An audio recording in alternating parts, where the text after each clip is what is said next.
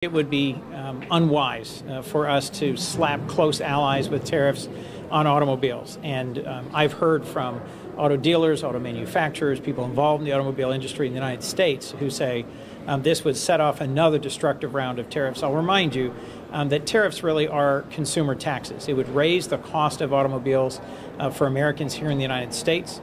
I do think that the president's right to stand up to some of China's abusive trade practices, but doing so in a way that principally harms our close allies, countries with whom we rely on for mutual security and defense, I think is reckless.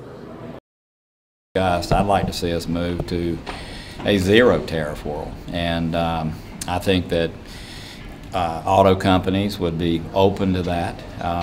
It might take some time to get there, but the way you do that is you sit down with people and you work those things out. You know, it's easy to make an executive order or blow things up or take a wrecking ball to things. It's much more difficult to sit down with people and try to come to a common understanding that solves problems. And the tariff idea is ridiculous. I mean, it's a ridiculous idea. It's going to cost Americans jobs. It's going to tax Americans. It's going to be a tax on the American people.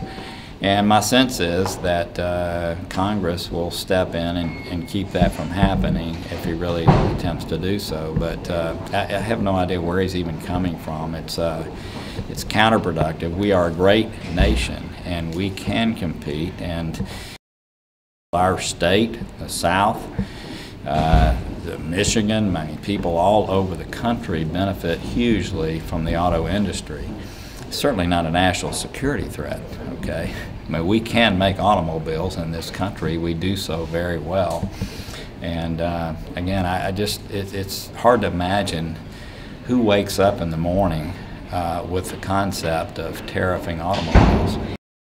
Oh, I desperately hope that we get off of this tariff kick. It's really starting to bite around the country.